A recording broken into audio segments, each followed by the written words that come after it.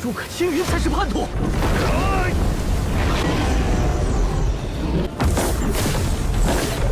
受死吧！怎么可能？怎么可能？来不及了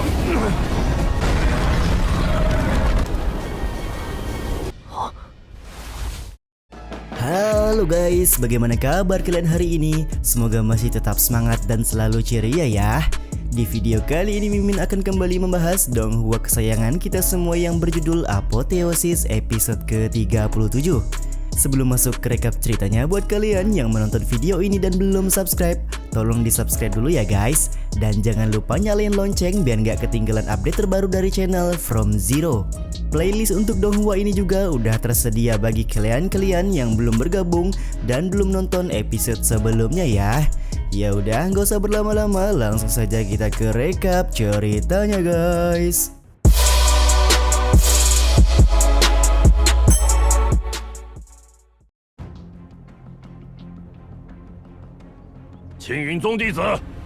Setelah kematian Zhou Qingyun tanpa mengetahui permasalahan yang sebenarnya, Jenderal Su yang datang ke lokasi langsung marah kepada Luo Zeng karena Luo Zeng sudah membunuh salah satu penasehat militer yang ada di kota Baidi.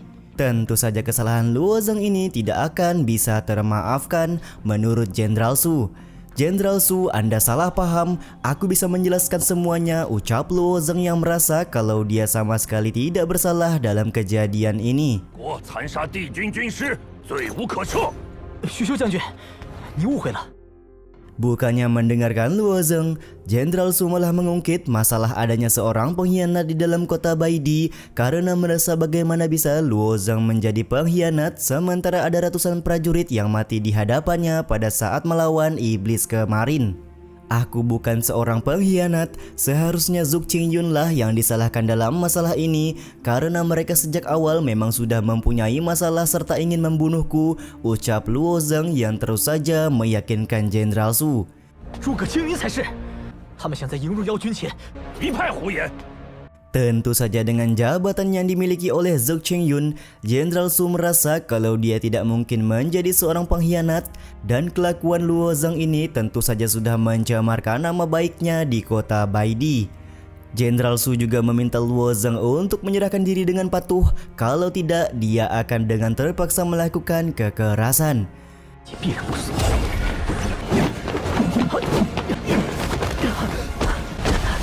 刚进来的时候，一只手接应就止喝。那谁是？ Di tengah-tengah perbakuan taman mereka, Luo Zeng masih berusaha meyakinkan Jenderal Su kalau dia bukanlah seorang pengkhianat. Namun bagi Jenderal Su pada saat ketika dia masuk tadi, dia melihat kertas burung origami yang menghilang di mayat Zhou Qingyun dan tentu saja yang menyebabkan kehancuran pagoda kembar adalah kertas tersebut.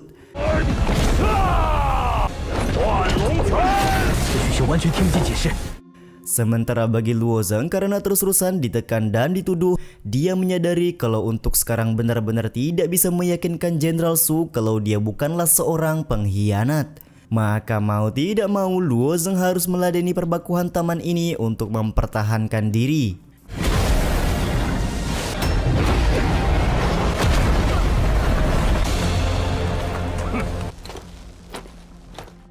Ketika beradu serangan, Jenderal Su kelihatan mampu untuk memojokkan Luo Zeng serta dia pun langsung menghampiri mayat Zhou Qingyun untuk melihat kondisi dari mayat tersebut.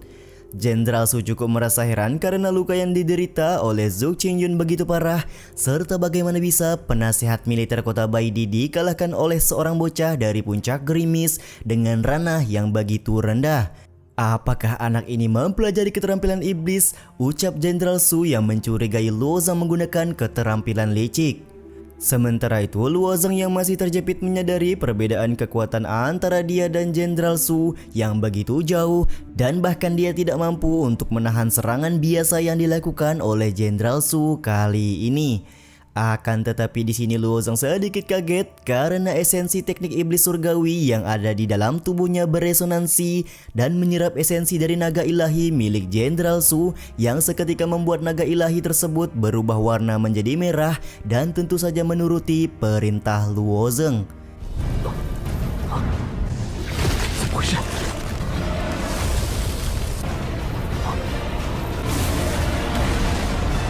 这是。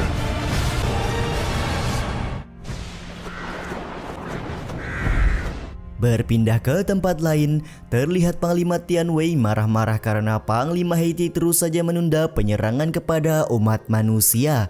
Sementara itu, Panglima Heiti sendiri yang membawa kertas burung origami milik Zhou Qingyun menyadari kalau Zhou Qingyun pasti sudah mati seiring menghilangnya kertas burung origami yang ada di tangannya. Aku sudah memperingatkanmu sebelumnya bahwa umat manusia tidak bisa diandalkan dan seharusnya kita menyerang kota Baidi ketika pagoda kembar runtuh kemarin, ucap Panglima Tianwei sambil marah-marah kepada Panglima Heiti.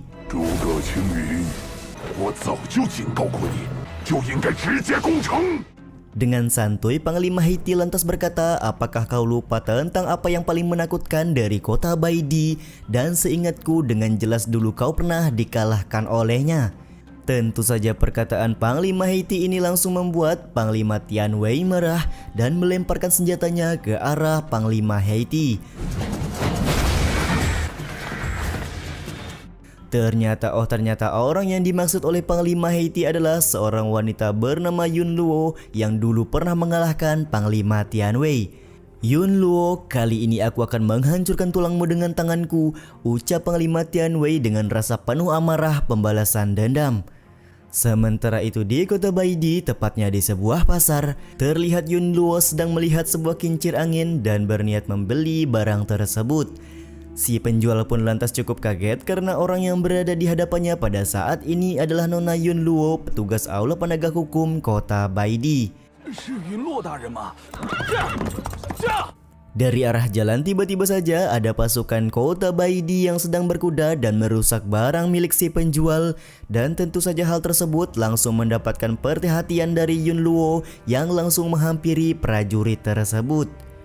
Menurut peraturan militer, orang yang merusak barang milik pedagang akan mendapatkan hukuman kurungan 10 hari. Bersamaan dengan itu pula si prajurit menjelaskan kalau ada keadaan darurat di mana terjadi sebuah perkelahian di kediaman keluarga Zhou yang mana salah satu pihak yang berkelahi adalah mata-mata dari iblis. Menurut si prajurit, Jenderal Su dan beberapa orang sudah pergi ke sana untuk memeriksa keadaan. Sementara bagi Yun Luo, laporan ini dia terima dan tangani, akan tetapi hukuman untuk si prajurit karena sudah merusak barang milik pedagang harus tetap dilakukan, yaitu dikurung selama 10 hari.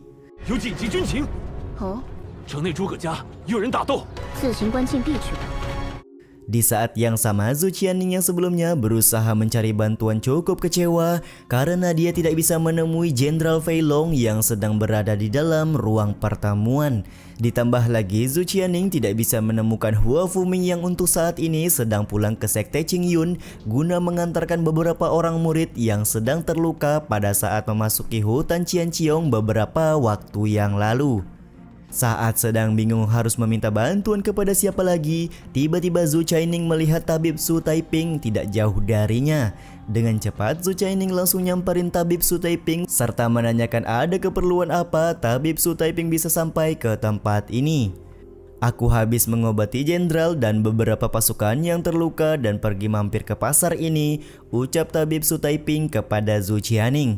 Namun tiba-tiba saja Zhu Qianning langsung menarik Tabib Su Taiping dan membawanya untuk membantu Luo Zeng.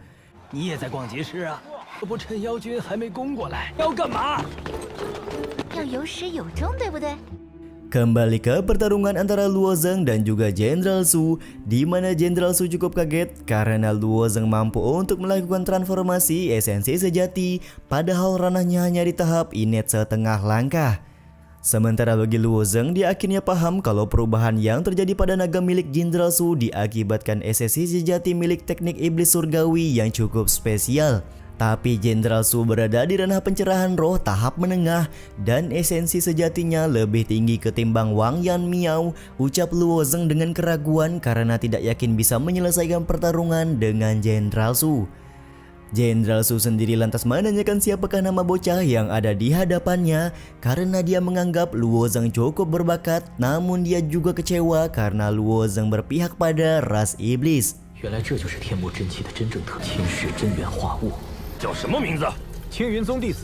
确实有点本事，可惜投靠了妖族。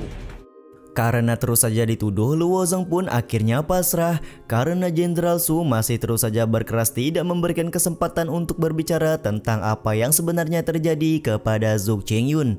Sudah cukup omong kosongnya, ucap Jenderal Su sambil menunjukkan bukti sebuah kertas burung origami yang dia temukan pada saat di Pagoda Kembar dan juga di dekat mayat dari Zhou Qingyun tadi.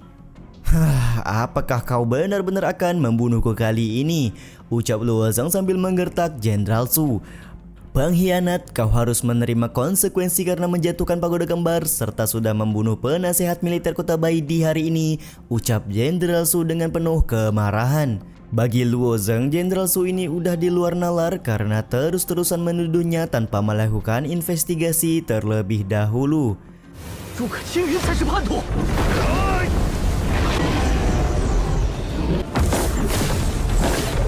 受死吧！怎么可能？ Jenderal Su kembali melakukan serangan dengan menggunakan teknik naga ilusi. Namun sayangnya Luo Zeng kembali berhasil menelan esensi naga ilusi sembari menjadikan kedua naga tersebut terkendali oleh teknik iblis surgawi yang dia miliki. Karena ada 3 naga yang dikendalikan, Luo Zeng kelihatan tidak mampu untuk mengendalikan ketiga naga tersebut. Efek tekanan yang ditimbulkan cukup kuat. Dia pun segera melepaskan ketiga naga itu untuk langsung menyerang Jenderal Su yang ada di hadapannya. Ternyata kau menelan esensi sejati, ucap Jenderal Su ketika terkena serangan yang dilakukan oleh Luo Zeng karena dia tidak punya waktu lagi untuk bertahan. 怎么可能？来不及了！啊，这是 Pada saat terkena serangan, beruntung Jenderal Su diselamatkan oleh pertahanan yang dikeluarkan oleh Yun Luo dari divisi pertahanan yang baru saja datang ke kediaman keluarga Zhou. Begitu dia datang, Yun Luo langsung disambut oleh Jenderal Su serta Zhou Qingyun yang sudah terlihat tertidur pulas di bawah tanah. Dia pun langsung menanyakan siapakah nama dari murid sekte yang ada di belakangnya karena sudah mampu mengalahkan Zhou Qingyun kali ini. Yun Luo sendiri mempunyai pendapat kalau energi sejati yang dimiliki oleh Luo Zeng bisa menyerap esensi sejati milik lawannya secara khusus. Sementara karena ranahnya masih di tahap inet setengah langkah, Yun Luo meyakini jika bisa mendekati Luo Zeng pasti akan bisa untuk mengalahkannya.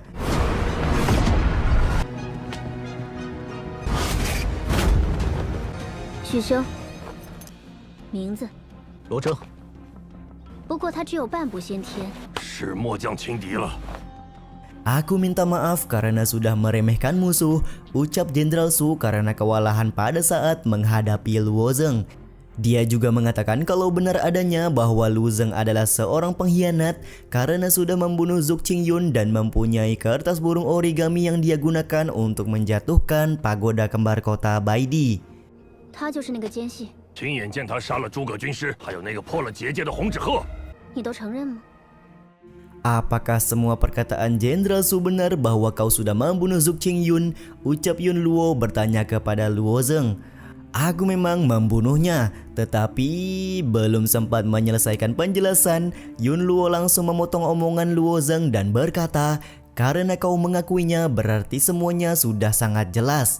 Kau membunuh penasehat militer secara pribadi, menurut peraturan kau harus dihukum mati, ucap Yun Luo dengan tegas ke arah Luo Zeng. 按律当斩。 Ancaman Yun Luo kepada Luo Zeng ini juga sekaligus menutup episode kali ini guys ya. Kita akan sedikit membahas spoiler di episode selanjutnya di mana Yun Luo tidak akan membiarkan orang yang melakukan kejahatan lari dari hukuman yang ada di kota Baidi. Di sini tampak Luo Zeng dibawa ke dalam sebuah dimensi yang digunakan oleh Yun Luo dan tidak bisa keluar begitu saja dari dalam dimensi tersebut. Sementara itu, Zhou Qianing sudah sampai di lokasi kediaman keluarga Zhou dan kelihatan berusaha untuk menyelamatkan Luo Zeng dari jeratan Yun Luo. Sampai di sini dulu video kali ini. Mohon maaf jika masih banyak kekurangan dan kesalahan dalam penyampaian kata-kata ya. Terima kasih buat kalian yang udah nonton dan jangan lupa subscribe serta nyalain loncengnya ya guys. Saya selaku penulis narasi, tukang voice over dan tukang edit video pamit undur diri. Salam hangat, see you in the next video. Bye bye.